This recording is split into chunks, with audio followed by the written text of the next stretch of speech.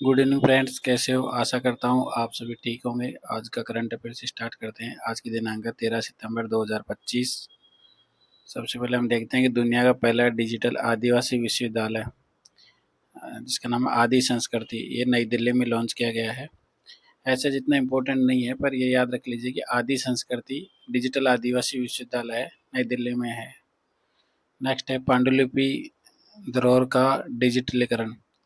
इसके लिए ज्ञान भारतम पोर्टल लॉन्च किया गया है। ये बहुत ही इंपॉर्टेंट है, याद रख लीजिए कि ज्ञान भारतम पोर्टल किससे संबंधित है, तो पांडुलिपि जो भी धरोहर वगैरह है उनको डिजिटलाइज किया जाएगा। ये बहुत ही इंपॉर्टेंट है, इसको याद रख लीजिए। काफ़ी बार पूछा जाता है कि कोई एजुकेशन डिपार्टमेंट का कोई पोर्टल है या भारत सरकार का कोई पोर्टल, उसके बारे में डायरेक्ट पूछ लिया जाता है। तो ये याद रख लीजिए कि ज्ञान भारत पोर्टल किससे संबंधित है, पांडुलिपि धरोहर के डिजिटलीकरण से संबंधित है।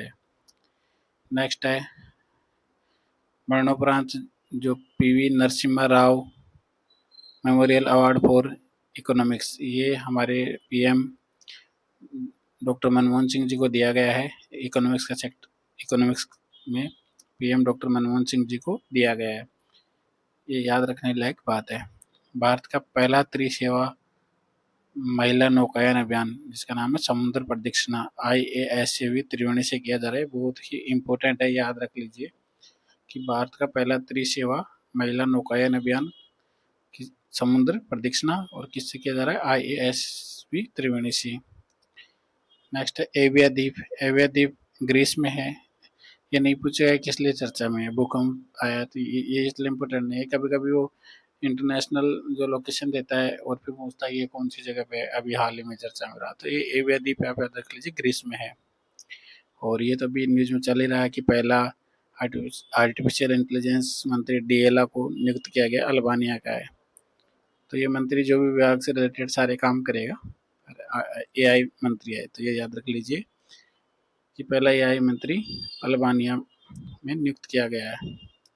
और जैन जेड क्रांति आपको सबको पता है, नेपाल में चल रही है। तो सुशीला कार्की नेपाल की पहली महिला प्रधानमंत्री बनी है, ये अंतरिम PM है। ये याद रखने लायक बात है। नेक्स्ट है ऑप्टिकल सिव टेस्ट स्ट्रिप। ये नैनो प्लास्टिक को पहचानने के लिए बनाई गई है। ये जर्मनी और ऑस्ट्रेलिया के वैज्ञानिकों ने बनाई थी। और इस स्मॉल सेटेलाइट लॉन्चर व्हीकल, जिसको SSLV बोलते हैं या लघु उपग्रह प्रक्षेपण यान भी बोलते हैं, इसके लिए हम इसरो और हेल के बीच में समझौता हुआ है। नेक्स्ट है वर्ल्ड एथलेटिक्स चैंपियनशिप टोक्यो में हो रहा है। तो बाहर से 19 खिलाड़ी भाग रहे हैं। अगर उसको 2-3 लाइन का क्वेश्चन बनाना रहेगा, जैसे ABC ऐसे करके बनाना रहेगा, तो बोले कितने खिलाड़ी भाग ले रहे हैं, 19 खिलाड़ी भाग ले रहे हैं, तो पिछली बार से 9 कम है। विश्व मुक्केबाजी चैंपियनशिप में भारत की नुपुर श्योराण ने उज्बेकिस्तान के खिलाड़ी को हराकर पहला पदक जीता है। नेक्स्ट है अनुपम खेर की किताब है डिफरेंट बट नो लेस। ये बहुत इंपॉर्टेंट है। पहले अर्धंती राय वाली कल डिस्कस किया था हमने, तो वैसे ही वो बुक के बारे में पूछता है, तो याद रख लीजिए कि ये क्योंकि फेमस है अपने इंडिया के, अनुपम खेर, उनकी बुक है डिफरेंट बट नो लेस। ये आप याद रखने लायक बात है। नेक्स्ट है ज्ञान भारतम सम्मेलन, ये नई दिल्ली विज्ञान भवन में हो रहा है। तो इसमें जो इम्पोर्टेंट चीज़ है वो हम लास्ट में डिस्कस करेंगे। मैं बताऊंगा कि इसमें कौन सी आपको याद रखने लायक बातें हैं।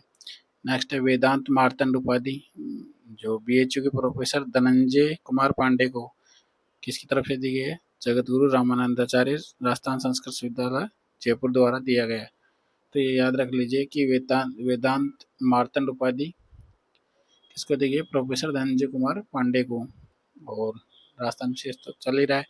20वां भैरू बाबा आंसू ऊंट मेला, ये नावलीगढ़ झुंझुनू में होगा। इसको याद रख लीजिए। ये इतना इंपॉर्टेंट नहीं है, अगर पूछना चाहेगा तो फिर भी थोड़ा सा ध्यान रख सकते हैं। ये तो बहुत इंपॉर्टेंट है। राजस्थान मंडपा में अलाइड परियोजना है, जो भी से रिलेटेड परियोजना है, उसके लिए किस किस के बीच में MOU है, रिको एंड BCC के बीच समझौता। और डायरेक्ट पूछेगा राजस्थान मंडप अलाइड जो भी रिलेटेड परियोजना है उसके लिए किस किस के बीच में MOU है।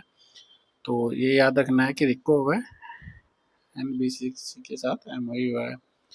आना सागर वेटलैंड, आपको सबको पता है कि वहाँ पे 7 अजूबे थे और उसको हमारे सुप्रीम कोर्ट के आदेश से ध्वस्त किया जा रहा है। तो ये याद रख लीजिए कि 7 अजूबे स्ट्रक्चर अभी हाल ही में न्यूज में था, वो कहाँ थे, आना सागर वेटलैंड अजमेर में है और सुप्रीम कोर्ट के आदेश से ध्वस्त किया गया। तो ये इम्पोर्टेंट चीज़ें हमने बताई। अब एक बार वापस हम रिवाइज कर लेते हैं कौन कौन सा इम्पोर्टेंट है। एक तो ये याद रख लीजिए कि पांडुलिपि धरोहर का डिजिटलीकरण करने के लिए ज्ञान भारतम पोर्टल बहुत इम्पोर्टेंट है। और ये कि ये PV Narasimha Rao memorial award for economics इतना इम्पोर्टेंट नहीं है, फिर भी इसको एक नज़र से देख सकते हो, और ये बहुत इम्पोर्टेंट है पांडुलिपि वाला। नेक्स्ट, इसमें भारत का पहला त्रिसेवा महिला नौकायन अभियान, ये बहुत ही इम्पोर्टेंट है, बहुत ही इम्पोर्टेंट है, इसको याद रख लीजिए। समुद्र प्रदक्षिणा है IASV त्रिवेणी से, ये इतना इम्पोर्टेंट नहीं है। ये याद रख लीजिए कि सुशीला कार्की, क्योंकि पास का ही पड़ोसी देश है, तो और न्यूज में भी है जैन जेड क्रांति को लेकर, तो ये पूछ सकता है कि नेपाल की पहली महिला प्रधानमंत्री सुशीला कार्की, ये याद रख लीजिए। और इसमें जो भी वर्ल्ड एथलेटिक्स चैंपियनशिप कहाँ हो रहा है, टोक्यो में हो रहा है, भारत के 19 खिलाड़ी भाग ले रहे हैं। तो इसमें जो भी बाद में आउटकम आएगा वो हम देखते हैं कि क्या रहता है इम्पोर्टेंट। और एक ज्ञान भारत सम्मेलन नई दिल्ली में हो रहा है, डिफरेंट बट नो लेस, ये अनुपम खेर, ये इतना इम्पोर्टेंट नहीं है, आप देख सकते हो। और इसमें वेदांत मार्तंड वाले के लिए थोड़ा सा याद रख लीजिए, प्रोफेसर धनंजय कुमार है। और इसके लिए तो मैंने आपको बता ही दिया है, ये बहुत ही इंपॉर्टेंट रहने वाला है। राजस्थान मंडप एवं अलाइड परियोजनाएं रिको व NBCC के साथ MOU है, याद रख लीजिए। आना सागर वेटलैंड अभी न्यूज में है ही, क्यों है, क्योंकि 7 अजूबे स्ट्रक्चर बने हुए थे वहाँ पे, तो सुप्रीम कोर्ट ने उनको ध्वस्त के आदेश दिए। तो दोस्तों ऐसी बात नहीं है कि मैं सारे पेपर भी देख रहा हूँ और उनके अकॉर्डिंग जो बहुत ही टॉप मोस्ट है वही न्यूज़ ले रहे हैं। अभी मान लो कि हम कुछ भी उठा के यहाँ अगर चिपकाए तो उससे कोई फ़ायदा नहीं है, आपका टाइम वेस्ट होता है। तो मेरी तरफ से यही रहेगा कि मतलब जो मोस्ट है एग्ज़ाम में आने लायक है वही हम डिस्कस करते हैं, और इसीलिए हमारा ज़्यादा लंबा वीडियो नहीं जाता है। और आप विश्वास रखिए, मैं फिर आपको कल भी वीडियो में यही बोला था, आज भी यही बोल रहा हूँ कि आप कहीं से भी करंट अफेयर्स पढ़िए, कोई दिक्कत नहीं है। पर जब एग्ज़ाम में जा रहे हो तो एटलीस्ट एक एक पेज का है तो आप इनको देखते जाइए, आपको बहुत हेल्प मिलेगी। थैंक यू सो मच दोस्तों, नेक्स्ट वीडियो में मिलते हैं। Thank you.